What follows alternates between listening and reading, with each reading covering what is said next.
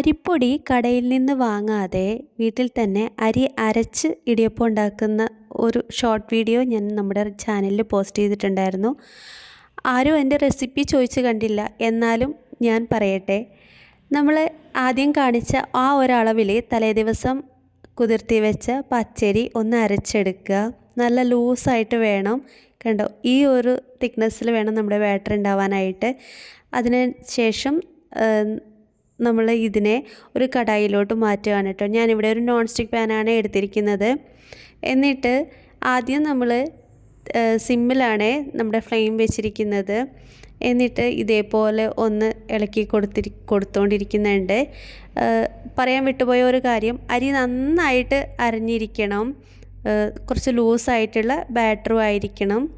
അതുപോലെ തന്നെ നമ്മൾ ഈ കടായിലേക്ക് ആദ്യം ചെറുതായിട്ട്, അതായത് 1 ടീസ്പൂൺ അളവിലൊന്ന് എണ്ണയും കൂടെ ഒഴിച്ച് കൊടുക്കുന്നുണ്ട്.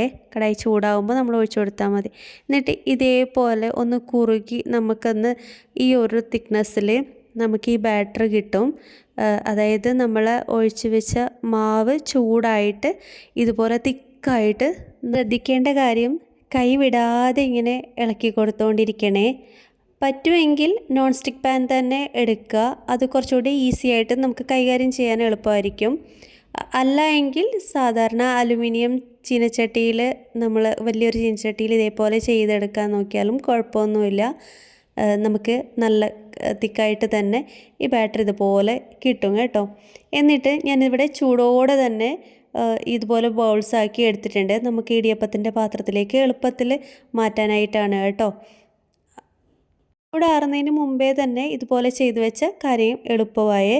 അപ്പോൾ ചൂടാറുന്നതിന് മുമ്പേ തന്നെ നമ്മൾ ഒരു കാര്യം കൂടി ചെയ്യണം. ഇതേപോലെ നമ്മൾ നൂലപ്പത്തിൻ്റെ പാത്രത്തിലേക്ക് മാറ്റിയിട്ട് ഇതുപോലെ പ്രസ് ചെയ്ത് നൂലപ്പം റെഡിയാക്കി വെക്കാൻ നോക്കുക.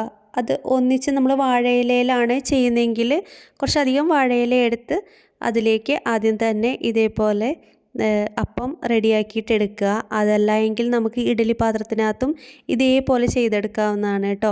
ഇഡ്ഡലി പാത്രത്തിലാണെങ്കിലും ആദ്യം തന്നെ നമ്മുടെ ഈ ഒരു മാവ് എല്ലാ പാത്രത്തിലും റെഡിയാക്കിയതിന് ശേഷം ചൂടാറുന്നതിന് മുമ്പേ ഇതേപോലെ നൂലപ്പം റെഡിയാക്കിയതിന് ശേഷം ഒന്നിച്ച് വേവിക്കാൻ വെക്കുക. അല്ലെങ്കിൽ നമ്മൾ വാഴയിലയിലാണെങ്കിൽ ഓരോന്നോരോന്നായിട്ട് വേവിച്ച് അങ്ങനെ മാറ്റിയെടുക്കാവുന്നതാണ്. ഞാനിപ്പോൾ ഇവിടെ വാഴയിലയിൽ ആണ് ചെയ്യുന്നത്. ബാറ്റർ ആദ്യം തന്നെ റെഡിയാക്കി വെച്ചിട്ട്, ബാറ്റർ അല്ല, നമ്മുടെ ഈ ഒരു മാവ് ആദ്യം തന്നെ ഇതേപോലെ അപ്പം റെഡിയാക്കി മാറ്റി വെച്ചിട്ട് ഓരോന്നോരോന്നായിട്ട് നമ്മൾ ആവിയിൽ വേവിച്ചെടുക്കുകയാണ് കേട്ടോ. അതെന്താണെന്ന് വെച്ചാൽ, ചൂടാറിക്കഴിഞ്ഞാൽ നമ്മുടെ ഈ മാവ് ഒന്ന് കട്ടി കൂടാൻ ചാൻസ് ഉണ്ട്. അപ്പോൾ നമുക്കിതുപോലെ പ്രസ് ചെയ്യാൻ കുറച്ച് ബുദ്ധിമുട്ടായിട്ട് വരും. അതുകൊണ്ടാണ് കേട്ടോ. അപ്പോൾ നമ്മൾ ഇത് ഓരോന്നായിട്ട് അടുപ്പിലേക്ക് ആവിയിൽ വേവിച്ചെടുത്ത് മാറ്റി വെച്ചിട്ടുണ്ട്. നമ്മുടെ അപ്പം റെഡി ആയിട്ടുണ്ട്. കണ്ടോ, നല്ല സോഫ്റ്റ് ആയിട്ടുള്ള നൂലപ്പമാണ് കേട്ടോ നമുക്ക് കിട്ടിയിട്ടുള്ളത്. നമ്മൾ അരി അരച്ച് റെഡിയാക്കിയാന്ന് പറയേയില്ല. എനിക്ക് പറയാൻ വിട്ടുപോയൊരു കാര്യം ഉണ്ടായിരുന്നു കേട്ടോ.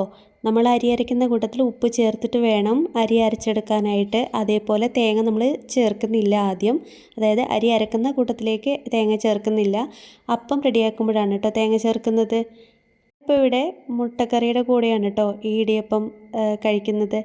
അപ്പോൾ വീഡിയോ ഇഷ്ടമായെങ്കിൽ ലൈക്ക് ചെയ്യാനും ഷെയർ ചെയ്യാനും ചാനൽ സബ്സ്ക്രൈബ് ചെയ്ത് സപ്പോർട്ട് ചെയ്യാനും മറക്കല്ലേ. Thank you for watching.